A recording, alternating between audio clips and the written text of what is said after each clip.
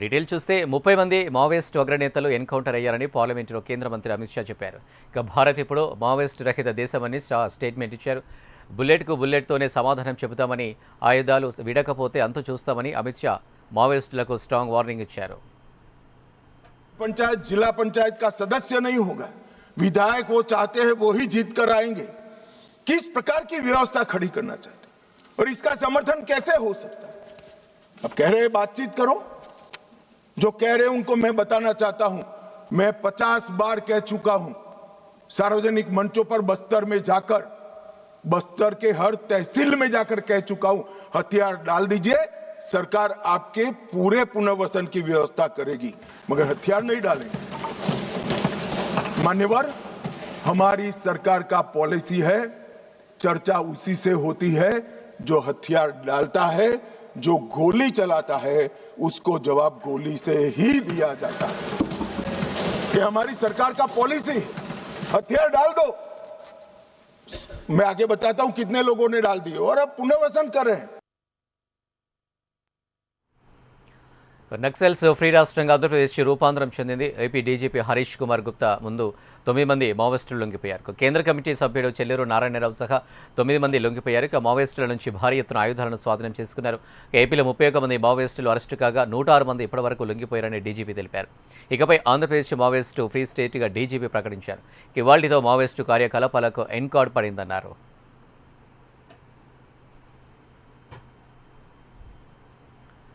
AOB రాష్ట్ర committee సభ్యుడిగా ఉన్న నారాయణరావు ఎప్పుడు జనజీవనంలోకి వచ్చేశారు. ఇక మావోయిస్టు పార్టీలో స్టేట్ మిలిటరీ కమిషనర్ సభ్యుడిగా సిఆర్సీ 3వ కంపెనీ కమాండర్ నారాయణ పనిచేశారు. ఇక పీపుల్స్ వార్లో వివిధ హోదాల్లో కీలకంగా పనిచేశారు నారాయణరావు.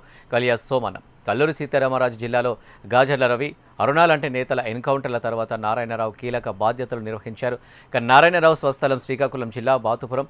ఇటీవలే ఆయన ఆయుధాలతో సహా లొంగిపోయారు. ఆయనతో పాటు AOB special zonal area divisional కమిటీకి చెందిన మరికొందరు జనం బాట పట్టారు. నేను 1990లో మా ప్రాంతంలో అంటే ఉద్దానం ప్రాంతంలో అప్పుడు పీపుల్స్ వార్ పార్టీ నాయకత్వంలో జరుగుతున్నటువంటి ప్రజా ఉద్యమాలకు ఆకర్షితులై 1990 చివరిలో నేను ఉద్యమంలోకి మా మావోయిస్ట్ ఉద్యమంలోకి వెళ్ళడం జరిగింది. ఆ క్రమంలో నేను అనేక ప్రాంతాల్లో పార్టీ సిద్ధాంతాలను ప్రచారం చేయడం, అలాగే పార్టీ చేసినటువంటి తీర్మానాలన్నీ అనుగుణంగా పనిచేయడం అనేటువంటి చేస్తూ వచ్చాను. ముఖ్యంగా శ్రీకాకుళం, విజయనగరం, విశాఖపట్నం, అలాగే కోరాపూట్, మల్కన్గిరి, రాయగడ ప్రాంతాల్లో నేను పనిచేస్తూ రావడం అనేటువంటి జరిగింది. ఈ క్రమంలో అనేక సమస్యలు వచ్చినప్పుడు కూడా వాటిని పరిష్కరించుకుంటూ ముందుకు వెళ్ళడం జరిగింది. అయితే ఇప్పుడు పరిస్థితులు చాలా మారాయి. గతంలో నేను మావోయిస్టు ఉద్యమాలకు వెళ్ళినప్పటికీ పరిస్థితులు ఈరోజు చూసుకునేటప్పుడు పరిస్థితుల్లో చాలా మార్పులు వచ్చాయి.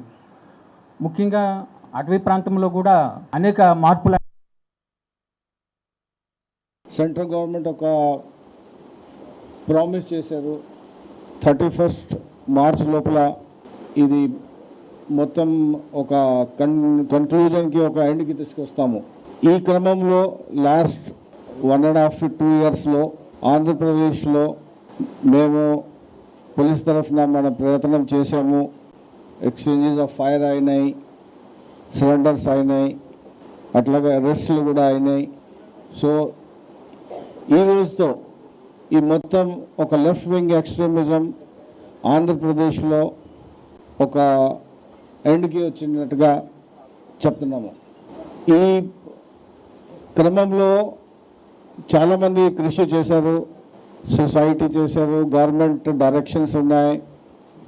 ముఖ్యంగా మన ఎస్ఐబి ఇంటెలిజెన్స్ చాలా మంచి పని చేసి ఈ మన స్పెషల్ ఫోర్సెస్, గ్రే హౌండ్స్ కానీ స్పెషల్ పార్టీస్ కానీ అందరు పనిచేసి ఈ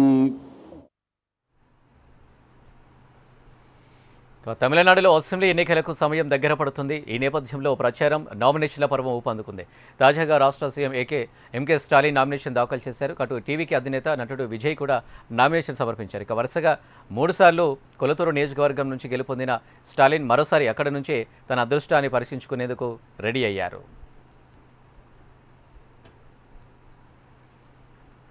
రేపు తెలంగాణ సీఎం రేవంత్ రెడ్డి కేరళం వెళ్లనున్నారు. త్వరలో కేరళంలో జరగబోయే ఎన్నికల కోసం రేవంత్ ప్రచారం చేయనున్నారు. క్యాంపెయిన్లో డిప్యూటీ సీఎం భట్టి, మంత్రులు సీతక్క, పొంగులేటి శ్రీధర్ బాబు, ఉత్తమ్ కుమార్ రెడ్డి పాల్గొననున్నారు.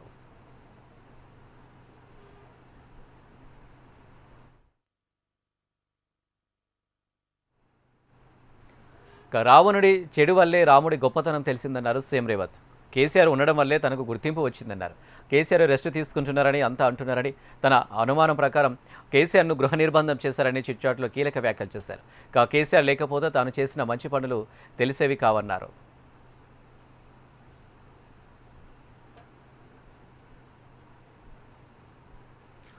డీలిమిటేషన్పై లక్ష్మణ్వి అవగాహన లేని కామెంట్స్ అని కొట్టుపారేశారు.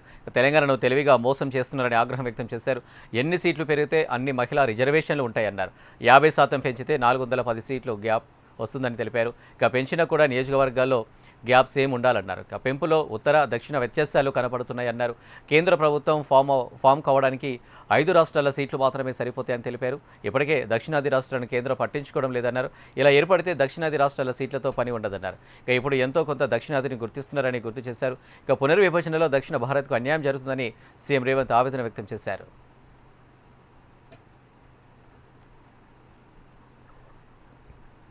పేదలకు సన్నబియ్యం పంపిణీ ఆలోచన సీఎం రేవంత్ రెడ్డిదే అని అన్నారు మంత్రి ఉత్తమ్ కుమార్ రెడ్డి. ఆ క్రెడిట్ రేవంత్ రెడ్డికే దక్కుతుందని తెలిపారు. ఏటా సన్నబియ్యం కోసం ప్రభుత్వం 14,560 కోట్లు ఖర్చు చేస్తున్నట్లు తెలిపారు. సన్నబియ్యంతో పేదలకు కడుపు నిండా భోజనం పెట్టే ఆలోచన చేస్తున్నామని, 86% జనాభాకు సన్నబియ్యం అందుతున్నట్లు తెలిపారు.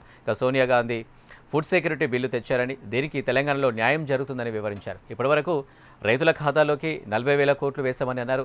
రాజకీయాలకు అతీతంగా రేషన్ కార్డులు ఇస్తున్నామని, 3,39,00,000 మంది సన్నబియ్యం లబ్ధిదారులు ఉన్నారని తెలిపారు. అర్హులైనందరికీ రేషన్ కార్డులు ఇస్తున్నట్లు చిట్చాట్లో మంత్రి ఉత్తమ్ కుమార్ రెడ్డి తెలిపారు.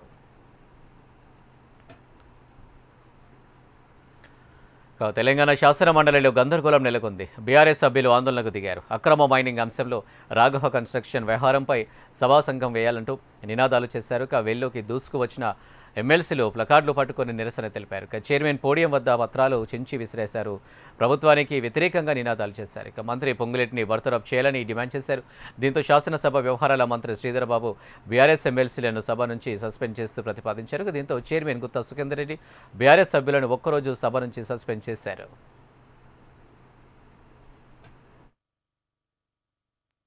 వంటేరి యాదవ్ రెడ్డి గారు, శ్రీ సుంకరి రాజు గారు, శ్రీ నవీన్ కుమార్ రెడ్డి గారు, శ్రీ తాతా మధుసూదన్ గారు, శ్రీమతి ఎస్ వాణిదేవి గారు, శ్రీ పోచంపల్లి శ్రీనివాస్ రెడ్డి గారు, శ్రీ ఎం కోటిరెడ్డి గారిని. The question is that under sub rule 2 of rule 30. శాసన మండలిలో బీఆర్ఎస్ సభ్యుల తీరుపై మంత్రి శ్రీధర్ బాబు అసహనం వ్యక్తం చేశారు. సభ సజావుగా జరిగేలా చూడాలన్నారు. కేవలం రాజకీయాల కోసమే డిమాండ్ చేస్తున్నారని అన్నారు. గత బీఆర్ఎస్ హయాంలో 3 హౌస్ కమిటీలు వేశారని, అవి ఏమయ్యాయని శ్రీధర్ బాబు ప్రశ్నించారు. అక్రమ మైనింగ్ వ్యవహారంలో ముఖ్యమంత్రి సిబిసిఐడి విచారణకు ఆదేశిస్తున్నట్లు ముఖ్యమంత్రి రేవంత్ రెడ్డి శాసనసభలో స్పష్టం చేశారని తెలిపారు. అన్ని విషయాలు తెలుసు అధ్యక్ష. ఈరోజు సిబిసిఐడి ఎంక్వైరీ 2014 నుంచి ఇప్పటి వరకు కూడా ఎక్కడైతే తప్పు జరిగిందో ఆ తప్పులు వెలికి తీయడానికి, అదేవిధంగా రెవెన్యూ పరంగా ఈరోజు మైనింగ్ విషయంలో ఎక్కడ ఇలాంటి ల్యాబ్సెస్ జరిగినాయో పూర్తి స్థాయిలో తేట తెల్లంగా బయటికి తీసుకురావాలనే ఉద్దేశంతోనే మొన్న గౌరవ ముఖ్యమంత్రి రేవంత్ రెడ్డి గారు సిబిసిఐడి ఎంక్వైరీ చేశారు అధ్యక్ష. ఈరోజు పెద్దలకు తెలుసు, హౌస్ కమిటీకి సంబంధించిన అంశం విషయంలో హౌస్ కమిటీలు వారి ప్రభుత్వ హయాంలో 3 మార్లు కూడా హౌస్ కమిటీ వేయడం జరిగింది. ఒక్కసారి కూడా కూర్చోలేదు అధ్యక్ష. ఒక హౌస్ కమిటీ అయితే హౌస్ కమిటీ ఏర్పాటుకే వరకు పరిమితమైంది. మొదటి 5 సంవత్సరాల్లో ఒక్కసారి కూడా హౌస్ కమిటీ పక్షాన చైర్మన్ గారు కానీ ఇతరులు కానీ కూర్చోలేదు అధ్యక్ష. నివేదిక రాలేదు. వట్టినాగులపల్లిలోని 1,400 కోట్ల విలువైన భూమిపై మంత్రి పొంగులేటి శ్రీనివాసరెడ్డి కన్నుపడిందని బీఆర్ఎస్ వర్కింగ్ ప్రెసిడెంట్ కేటీఆర్ అన్నారు. మంత్రి కుమారుడు భూ యజమాని సతీష్ షా ఇంటికి వచ్చి బెదిరించారని తెలిపారు. అధికారుల ద్వారా బెదిరింపులకు పాల్పడ్డారన్నారు. కొందరు గుండాలు కూడా వీరిని బెదిరించారని తెలిపారు. భూ హక్కుదారులకు సహకరించిన పోలీసులను బదిలీ చేశారన్నారు. రంగారెడ్డి జిల్లాలో 1000 ఎకరాలు కొల్లగొడుతున్నారని చెప్పారు. 1 కోటి ఎకరాల భూమిని నిషేధిత జాబితాలో పెట్టారన్నారు కేటీఆర్. ఇవాళ ఈ భూమి విలువ ఒక ఎకరం కనీసం 50 కోట్లు ఉంటుంది. అంటే దగ్గర దగ్గర ఇప్పుడు మనం మాట్లాడుతున్న భూమి యొక్క విలువ దాదాపు 1400 కోట్ల రూపాయల విలువ చేసే భూమి ఇది. దీని మీద పొంగులేటి శ్రీనివాసరెడ్డి గారి కన్ను పడింది. పడ్డ తర్వాత ఆయన వారి ఇంటికి 2 సార్లు వచ్చారు. వారి కుమారుడు వచ్చారు. వచ్చి మాకు ఈ ల్యాండ్కు మొదలు తవ్వ కావాలి, ఇళ్ళకి వెళ్ళి మాకు తవ్వలేదు, పోవడానికి వెనకాల మేము భూమి తీసుకున్నాం, దానికి తవ్వ అడిగారు. వీరు మాకు ఇష్టం లేదు, మేము అట్లా దీని ఒక తోట పెట్టుకున్నాము, మా పిల్లల కోసం పెట్టుకున్నాం, ఇవ్వమని చెప్పారు. తర్వాత ఏం చేసినారు, మంత్రి గారు స్వయంగా వచ్చారు, ఇంటికి వచ్చినారు. ఇంటిమిడేషన్, వారు మాట్లాడిన మాట ఏంటంటే ఇంటిమిడేషన్, బెదిరించడానికి వచ్చినట్టుంది తప్ప ఇంకో దానికి రాలేదు. మంత్రి గారు వచ్చారు. వచ్చిన తర్వాత వెంటనే ఏం జరుగుతుంది, మేము ఇవ్వమండి, మేము స్థలం ఇవ్వము, మాకు అమ్మే ఉద్దేశం లేదు, మా పిల్లల కోసం పెట్టుకున్నామని వారు చెప్పారు. చెప్తే మంత్రి హైబ్రిడ్ మోడల్లో దేశానికి ఆదర్శంగా రోడ్లు నిర్మిస్తామని మంత్రి కోమటిరెడ్డి వెంకటరెడ్డి వెల్లడించారు. ఫ్యూచర్ సిటీ నుంచి బందర్ఫోర్ట్ వరకు గ్రీన్ఫీల్డ్ హైవే నిర్మిస్తామన్నారు. అమరావతి మీదుగా గ్రీన్ఫీల్డ్ హైవే నిర్మాణం చేపడుతున్నామని చెప్పారు. ఇక 10,410 కోట్లతో విజయవాడ హైదరాబాద్ హైవే విస్తరణ చేస్తామన్నారు. ఇక రోడ్డు ప్రమాదాలతో 6,500 మంది మృతి చెందారని తెలిపారు. ఇక శ్రీశైలం మనునూరు 7,600 కోట్లతో రోడ్డు నిర్మాణానికి అనుమతులు వచ్చాయన్నారు కోమటిరెడ్డి. రోడ్లని అభివృద్ధి చేసి ఒక మోడల్గా చేయాలి తెలంగాణ రోడ్లని. ఎందుకంటే మన దేశంలో మన రాష్ట్రంలోనే యాక్సిడెంట్లలో సంవత్సరానికి 6,500 మంది లాస్ట్ ఇయర్ చనిపోవడం జరిగింది. అందుకని రోడ్ల మీద ప్రత్యేక దృష్టి పెడుతూ కేంద్ర ప్రభుత్వం కూడా ముఖ్యమైన రోడ్లు 1-2 చెప్తాను. ఒకటి మన గ్రీన్ఫీల్డ్ హైవే భారత్ ఫ్యూచర్ సిటీకి వెళ్ళి అమరావతి మీదుగా బందర్ పోర్ట్ వరకు, అలాగే ఇప్పుడున్న హైదరాబాద్ విజయవాడ హైవే 6 లేన్గా ప్లస్ 2 లేన్ సర్వీస్ రోడ్డుగా 10,410 కోట్లతోని శుభవార్త ఏంటంటే వచ్చే నెల మే 1st వీక్ లోప డిపిఆర్. వటినాగలపల్లి భూ కబ్జాలపై బీఆర్ఎస్ ఎమ్మెల్యేలు గవర్నర్ శివప్రతాప్ శుక్లాను కలిశారు. ఇక మంత్రి పొంగులేటి కుమారుడు హసైన్ భూములను కబ్జా చేస్తున్నారని ఫిర్యాదు చేశారు. ఇక పొంగులేటిని మంత్రివర్గం నుంచి బర్తరఫ్ చేయాలని డిమాండ్ చేశారు. సిబిసిఐడిని అడ్డం పెట్టుకుని పొంగులేటిని కాపాడే ప్రయత్నం చేస్తున్నారని ఆరోపించారు. ఇక నియంతృత్వాల పోకడలతో తమ ఎమ్మెల్యేలను సస్పెండ్ చేశారని అన్నారు. అన్ని వివరాలను గవర్నర్కు లేఖ ద్వారా ఫిర్యాదు చేశామని కేటీఆర్ చెప్పారు. రాష్ట్ర గవర్నర్ శ్రీ శుక్లా గారిని మా గౌరవ ఎమ్మెల్యేలు, మా గౌరవనీయ శాసన మండలి సభ్యులు అందరం కూడా కలిసి వారికి ఈ రాష్ట్రంలో జరుగుతున్న అరాచక పరిపాలన, ముఖ్యంగా ఈ రాష్ట్రంలో ఈరోజు స్వయంగా ప్రభుత్వానికి నేతృత్వం వహిస్తున్న ముఖ్యమంత్రి గారు, ఆయన మంత్రివర్గ సభ్యులే ఏ రకంగా ప్రజా సంపదని కొల్లగొడుతున్నారు, ఏ రకంగా ప్రజా సంపదని దోపిడీ చేస్తున్నారు ఆధార సహితంగా వారికి పూర్తి స్థాయిలో వివరించి విడమర్చి ఆధారాలను కూడా సమర్పించి చర్య తీసుకోవాలని కోరాం. ముఖ్యంగా ఈ రాష్ట్ర రెవెన్యూ మంత్రి పొంగులేటి శ్రీనివాసరెడ్డి గారి కుటుంబానికి సంబంధించిన రాఘవ కన్స్ట్రక్షన్స్ అనే కంపెనీ గత 2.5 సంవత్సరాలుగా పటాన్చెరు ఎమ్మెల్యే గూడెం మహిపాల్ రెడ్డి అక్రమాలపై సిట్ విచారణ చేయాలని పటాన్చెరు కాంగ్రెస్ ఇన్ఛార్జ్ కాట శ్రీనివాస్ గౌడ్ డిమాండ్ చేశారు. అక్రమాల పుట్టైన మహిపాల్ రెడ్డిని హరీష్ రావు అసెంబ్లీలో వెనుకేసుకు రావడం సిగ్గుచేటన్నారు. 2023 బీఆర్ఎస్ ప్రభుత్వంలోనే మైనింగ్లో అక్రమాలు జరిగాయని, అప్పుడు బీఆర్ఎస్ ప్రభుత్వం ఎందుకు చర్యలు తీసుకోలేదని ప్రశ్నించారు. ఇక మహిపాల్ రెడ్డి అక్రమ మైనింగ్, అసైన్ భూముల కబ్జాలను పోచారం దగ్గరికి వస్తే ఆధారాలతో బయట పెడతానన్నారు. మైనింగ్ విషయం చర్చ వచ్చినప్పుడు మరి ఇక్కడ మాజీ మంత్రివర్యులు హరీష్ రావు గారు మరి ఇక్కడ స్థానిక శాసనసభ్యుల గురించి, వారి సోదరుల గురించి ఏదో చిన్నది తప్పుకి దాదాపుగా 20 రోజులు జైల్లో పెట్టిరన్న విషయాన్ని వారు ప్రస్తావించడం ఇది చాలా బాధాకరమైనటువంటి విషయం. ఆ అసెంబ్లీలలో మరి ప్రజల గురించో, ప్రజల సమస్యల గురించో ఉన్నటువంటి అభివృద్ధి విషయాలలో వీటి మీద మాట్లాడితే బాగుండేది, ప్రజలు ఎదుర్కొన్న సమస్యల మీద మాట్లాడితే బాగుండేది. కానీ ఇలాంటి అవినీతి పరుల గురించి, ఇట్లాంటి స్కామర్ల గురించి, ఇట్లాంటి దొంగల గురించి, ఇట్లాంటి భూ కబ్జాగారుల గురించి మీరు వెంకేసుగా రావడం, మీరు ముఖాలను పుచ్చుకోవడం అది మీకే సిగ్గు చేయడం అని చెప్పి కూడా ఈ సందర్భంగా నేను తెలియజేస్తాను. నాకు ఒకటే అడుగుతా ఉన్నా, అందరూ కూడా అనుమానిస్తా ఉన్నారు. ఈరోజు ఇవన్నీ కూడా జరగడానికి మీరందరూ ఊరుకున్నారు. ఆ రోజు నుంచి మీ ప్రభుత్వాలు ఊరుకునే మీరు ఊరుకున్నారంటే మళ్ళీ ఈరోజు మీ వాటా ఎంత వచ్చింది అన్నది అడుగుతా ఉన్నారు. అందరూ అనుమానం పడతా ఉన్నారు. మీకు కూడా ఇలా షేర్లు ఉన్నాయేమో అని అడుగుతా ఉన్నారు, మీకు కూడా ఇలా వాటాలు ఉన్నాయేమో అడుగుతా ఉన్నారు. ఈరోజు మైపాల్ రెడ్డి గారు దోషిన దాని మీద, మైపాల్ రెడ్డి గారు అక్రమంగా చేసిన దాని మీద మరి మీ వాటా మీకు పంపిస్తున్నారు అని చెప్పి అడుగుతా ఉన్నారు. ఈరోజు అందరూ కూడా అనుమానం పడతా ఉన్నారు. మరి వీళ్ళని ఎన్కేసుకొస్తున్నాం అంటే, ఇలాంటి దొంగలని, ఇలాంటి కబ్జాకోరులను ఎన్కేసుకొస్తున్నాం అంటే మరి ఈ రోజు తప్పకుండా అందులో మీ భాగస్వామ్యం ఉందని చెప్పి మేమందరం కూడా భావిస్తా ఉన్నాం. నేను 20 ఏళ్ల నుండి కాంగ్రెస్ పార్టీలోనే ఉన్నా. ఈరోజు అసెంబ్లీలో హరీష్ రావు గారు ప్రభుత్వం ఏదో కావాలని ప్రతిపక్షాన్ని అణచివేయడానికి చెయ్యని తప్పుకు జైల్లో పెట్టిర్రు అని చెప్పి ప్రభుత్వాన్ని, మా ముఖ్యమంత్రి గారిని నిందిస్తుంది. ఆ నిండు సభల్లో వీళ్ళు మైపాల్ రెడ్డి సోదరు బుద్ధిమంతులు అని చెప్పి మెడల్లో ట్యాగ్ చేయబోతా ఉన్నాడు, ఎన్కేసుకొస్తా ఉన్నాడు. దాని విషయంలో నేను ఒక వికాసమైనటువంటి కార్యకర్తగా ఈ ప్రాంతంలో మైపాల్ రెడ్డి అరాజకాలు, దౌర్జన్యాలు నేను చెప్పడానికి ప్రయత్నం చేస్తా ఉన్నా. ఈ రోజు ఆయన చెప్పింది ఏదైతే వీళ్ళంతా బుద్ధిమంతులు కావాలని ప్రభుత్వమే చేస్తుందని చెప్తా ఉన్నాడు. కాబట్టి దాని విషయంలో నేను ఒక ఇన్ఛార్జిగా పటాన్చేరు నియోజకవర్గం నుంచి మరి ఇక్కడ నేను స్పందించాల్సినటువంటి అవసరం ఉంది, నేను చెప్పాల్సిన అవసరం ఉంది, ప్రజలకు కూడా నేను తెలియాల్సినటువంటి అవసరం ఉంది. కాబట్టి వీళ్ళ అరాజకాలు, వీళ్ళ దౌర్జన్యాలు, ఈ వాస్తవాలు నేను ప్రజలకు దృష్టికి తీసుకెళ్తా ఉన్నా. ఎన్నుండడో తెలియదు, ఎప్పుడు ఏ రాత్రి ఏ పార్టీలో ఉంటాడో, పొద్దుగాల ఏ పార్టీ ఉంటాడో తెలియదు, పూటకో పార్టీ మారేటోడు. వీళ్ళ అవసరాల గురించో, పరిస్థితుల గురించో, డెవలప్మెంట్ గురించో అని చెప్పి వచ్చి కాంగ్రెస్ పార్టీలో నువ్వు వచ్చి 2 సంవత్సరాల నుండి కాంగ్రెస్ పార్టీ కార్యకర్తలు తొక్కేసి ఈ రోజు మళ్ళీ కాంగ్రెస్ పార్టీ వెన్నుపోటు పొడిచి ఈ రోజు టీఆర్ఎస్ గెలిపినికే ఈ రోజు ఇది ఒక మాస్టర్ ప్లాన్ వేసుకుంటూ ఈ రోజు ఇళ్ళకి వచ్చి కాంగ్రెస్ పార్టీని నాశనం చేయడానికి కాదా? రాష్ట్ర ప్రభుత్వం తెలంగాణ ఉద్యమకారులకు ఇచ్చిన హామీలు అమలు చేయాలని కాంగ్రెస్ ఎమ్మెల్సీ నటి విజయశాంతి కోరారు. ఉద్యమకారుల వల్లనే తెలంగాణ వచ్చిందనే విషయాన్ని మర్చిపోరాదని చెప్పారు. ముఖ్యమంత్రులుగా, మంత్రులుగా, ప్రజాప్రతినిధులుగా ఉన్నామంటే ఉద్యమకారుల పోరాటమే కారణమన్నారు. న్యాయం చేయాలని, హామీలు అమలు చేయాలన్న ఉద్యమకారులను అరెస్టు చేయడం బాధ కలిగించిందని చెప్పారు. కమిటీలతో కాలయాపన చేయకుండా వారికి న్యాయం చేయాలని విజయశాంతి కోరారు. స్కీములు మనం అనౌన్స్ చేస్తున్నాం, పెడుతున్నాం. మా ఉద్యమకారులకు ఫస్ట్ ప్రయారిటీ ఇచ్చి చేస్తుంటే, ఏదైతే మనం కదా చెప్పాం ఉద్యమకారులకి ఇల్లు ఇస్తా అన్నాం, పెన్షన్ ఇస్తా అన్నాం, ఆరోగ్యం గురించి హెల్త్ ఇన్సూరెన్స్ ఇస్తా అన్నాం, ఉద్యోగం ఇస్తాను, ఇలా అన్నీ మనమే చెప్పాం కదా అధ్యక్ష. అవన్నీ చేస్తుంటే ఆన్ టైంకి ఫస్ట్ ప్రయారిటీ ఇచ్చి ముందే చేస్తుంటే గౌరవంగా ఉండేది అధ్యక్ష. ఇవాళ పరిస్థితి ఏమైందంటే అధ్యక్ష, ఉద్యమకారులు అడుగుతున్నారు, అయ్యా మీరు కదా మాకు ప్రామిస్ చేశారు, ఏమైంది అని వాళ్ళు చాలా గౌరవంగా, మర్యాదగా, ప్లీజింగ్గా అడిగారు అధ్యక్ష.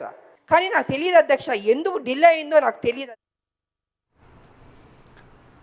శాంతి భద్రతల మీద కాంగ్రెస్ ప్రభుత్వం తీసుకువచ్చే హెయిట్ స్కెచ్ బిల్లు మానవ హక్కులను హరిస్తుందని బీజేపీ నేత ఎల్లిటి మహేశ్వర్ రెడ్డి అన్నారు. ప్రజాస్వామ్యం గొంతు నొక్కే విధంగా ఈ బిల్లు ఉందన్నారు. సోషల్ మీడియాలో ప్రభుత్వాన్ని ప్రశ్నించేవారని కక్షగట్టి అక్రమ కేసులతో వేధించే అవకాశం ఉందన్నారు. ఈ బిల్లు రాజ్యాంగ స్ఫూర్తికి విరుద్ధమన్నారు. భావ ప్రకటన స్వేచ్ఛ హరించేందుకు ప్రభుత్వం చూస్తుందన్నారు. ఇలాంటి చట్టం చేసే ముందు హౌస్ కమిటీ వేయాలని బీజేపీ నేత ఎల్లిటి మహేశ్వర్ రెడ్డి ప్రభుత్వాన్ని కోరారు. పరిరక్షణ పేరు మీద మీరు తీసుకొచ్చేటువంటి ఈ బిల్లు మానవ హక్కుల ఉల్లంఘన కాకుండా ముఖ్యంగా ప్రజాస్వామ్యం గొంతు నొక్కేటువంటి ఒక ఆయుధంగా రేపు మారే ప్రమాదం ఉన్నదని చెప్పేసి మేము భావిస్తా ఉన్నాం అధ్యక్ష. అస్పష్టమైనటువంటి నిర్వచనాలు, అపరిమితమైనటువంటి అధికారాలు. అధ్యక్ష, ఈ బిల్లు హేట్ స్పీక్ ఇచ్చినటువంటి నిర్వచనం అత్యంత ప్రమాదకరంగా ఉంది అధ్యక్ష. ఎవరైనా ఒక వ్యక్తి లేదా సమూహం ఇల్విల్ అంటే దురభిప్రాయం కలిగించే మాట్లాడినట్లు భావిస్తే అది నేరమని సెక్షన్ 2(1) చెబుతోంది. Lack of clear definition for the hate speech and hate crime. Terms like injury, disharmony, hatred are poorly defined. ఈరోజు ఈ అస్పష్టమైనటువంటి ఈ అంశాలతోటి మీరు ప్రవేశపెట్టేటువంటి ఈ బిల్లు ద్వారా సామాన్యుల పైన అనేకమైనటువంటి నేరారోపణలతోటి మీరు వారి మీద ఒక రకమైనటువంటి పెట్రోల్, డీజిల్ జీఎస్టీలోకి వస్తే బాగుంటుందని BJP deputy floor leader MLA Payal Shankar అభిప్రాయపడ్డారు. రాష్ట్రాలు విధించిన వ్యాట్లో పెట్రోల్, డీజిల్ ఉన్నాయన్నారు. 3-4 ఆదాయ వనరులపై ఆధారపడితే ప్రజలకు ఇబ్బందులు ఎదురవుతున్నాయన్నారు. కాంగ్రెస్ పాలిత రాష్ట్రాల్లో వ్యాట్ తగ్గించారని తెలిపారు. తెలంగాణలో వ్యాట్ ఎందుకు తగ్గించలేదని ప్రశ్నించారు. ఏం కోరుకుంటున్నారు అంటే ఇప్పటికీ పెట్రోల్, డీజిల్లో కూడా జిఎస్టీలో వస్తే బాగుంటుంది. సరే, రాష్ట్రాల ఆర్థిక పరిస్థితి అది ఏ రాష్ట్రమైనా సరే పెట్రోల్, డీజిల్ అనేది జిఎస్టీకి వెళ్తే మా రాష్ట్రం ఆర్థికంగా ముందుకు పోవడం చాలా ఇబ్బంది. అందుకొరకు పెట్రోల్ డీజిల్ని జిఎస్టీలు కాకుండా ఆయా రాష్ట్రాలు విధిస్తున్నటువంటి ట్యాక్స్లో వ్యాట్లో పెండింగ్లో ఉన్న నిధులను విడుదల చేయించాలని కోరుతూ మాజీ సర్పంచుల సంఘం నేతల తెలంగాణ బీజేపీ చీఫ్ రామచంద్రరావును కలిసి వినతిపత్రం అందించారు. మాజీ సర్పంచులకు న్యాయం చేస్తామని టీబీజేపీ చీఫ్ రామచంద్రరావు హామీ ఇచ్చారు. కొత్త సర్పంచుల కొలువు తీరి నెలలు గడుస్తున్నా ఇప్పటివరకు మాజీ సర్పంచుల 5th ఫైనాన్స్ నిధులు ఇవ్వలేదని ఆగ్రహించారు. సర్పంచుల విషయంలో బీఆర్ఎస్ కాంగ్రెస్ ప్రభుత్వాలు ఒకే తీరుగా వ్యవహరిస్తున్నాయని తెలిపారు. మాజీ సర్పంచుల సంఘం పోరాటానికి బీజేపీ సంపూర్ణ మద్దతు ఇస్తుందని టీబీజేపీ చీఫ్ రామచంద్రరావు ప్రకటించారు. ప్రతినిధులు ఈరోజు భారతీయ జనతా పార్టీ కార్యాలయంలో నన్ను కలవడం జరిగింది. వారు విజ్ఞప్తి పత్రం కూడా ఇవ్వడం జరిగింది. వారికి రావాల్సినటువంటి ఒక ఏదైతే కేంద్ర ప్రభుత్వం నుంచి 15th ఫైనాన్స్ కమిషన్లో అయితే నిధులు విడుదల చేశారో ఆ విడుదలని ప్రభుత్వము దారి మళ్లిస్తుందని చెప్పి పదే పదే భారతీయ జనతా పార్టీ చెప్తా ఉన్నది. గతంలో సర్పంచ్ల ఒక పరిస్థితి ఏ విధంగా ఉందంటే అప్పుడు ఉన్నటువంటి ప్రభుత్వము పేద కుటుంబాలకు ఇళ్లు నిర్మించి ఇవ్వాలన్నదే ప్రభుత్వ నిర్ణయమని ముఖ్యమంత్రి చంద్రబాబు తెలిపారు. తిరుపతి జిల్లా పుదూరులోని టిడ్కో ఇళ్ల గృహప్రవేశ కార్యక్రమంలో పాల్గొన్న చంద్రబాబు కూటమి ప్రభుత్వం అధికారంలోకి వచ్చిన తర్వాత రెండోసారి గృహప్రవేశాలు చేస్తున్నామన్నారు. ఇప్పటివరకు రాష్ట్రంలో 5,50,000 ఇళ్లు నిర్మించామన్నారు. డిసెంబర్లోపు మరో 4,50,000 ఇళ్లు కట్టించేస్తామని హామీ ఇచ్చారు. తిరుపతి జిల్లాలో 15,659 ఇళ్లు నిర్మించి ఇస్తున్నామని చెప్పారు. అనేది మనందరికి కూడా ఒక సంతోషాన్ని ఇస్తుంది. అలాంటిది ఈరోజు 2,50,000 మంది గృహప్రవేశాలు చేస్తున్నారంటే ఇది ఒక చరిత్ర. కూటమి ప్రభుత్వం వచ్చిన తర్వాత 21 నెలల్లో రెండోసారి ఈ గృహప్రవేశాలు చేస్తున్నాం. 2014-19 8,19,853 ఇండ్లకి ఆ రోజు శ్రీకారం చుట్టాం, పూర్తి చేసి మీకు అప్పచెప్పాం. ఈరోజు అధికారంలోకి వచ్చిన ఏడాది లోపలనే 20 నెలల్లో ఇది రెండోసారి. 25 నవంబర్ 12న ప్రతి విషయంలో క్రెడిట్ చోరీ కొట్టాలని వైసీపీ నేతలు ప్రయత్నాలు చేస్తున్నారంటే హోంమంత్రి అనిత ఫైర్ అయ్యారు. అమరావతి రాజధానిపై మండలిలో తీర్మానం చేయాలని వైసీపీ వాళ్ళు చెప్తున్నారు. కానీ అసలు వైసీపీ నేతలు అమరావతిని రాజధానిగా ఒప్పుకుంటున్నారా లేదా అన్న సమాధానం చెప్పాలంటూ అనిత డిమాండ్ చేశారు.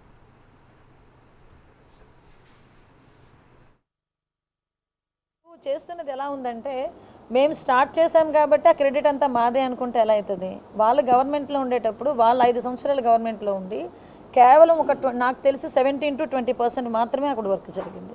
మేము ఏ రోజు కూడా వాళ్ళు స్టార్ట్ చేశారు కదా, వాళ్ళు వర్క్ స్టార్ట్ చేశారు కదా అని మేము ఎప్పుడు మళ్ళీ ఏదో మొదటకు వచ్చేసి మేము చేసే పరిస్థితి కనిపించలే. అక్కడ ప్రజలకి ఉపయోగపడే పరిస్థితి ఉంది కాబట్టి దాన్ని ఇమీడియట్గా మేము ఈరోజు 70% వరకు కంప్లీట్ చేసింది మేమా కాదా అన్న సంగతి ప్రజలకి తెలుసు, మీకు తెలుసు. ఈరోజు అప్రోచ్ రోడ్స్ కానివ్వండి, కనెక్టివిటీస్ కానివ్వండి, అప్రోచ్ కనెక్టివిటీస్ కానివ్వండి, ఇవన్నీ కూడా. నెల్లూరు జిల్లా కోవూరు నియోజకవర్గం ఎనమడుగులోని ధాన్యం కొనుగోలు కేంద్రాన్ని ఏపీ మంత్రి నాదెండ్ల మనోహర్ సందర్శించారు.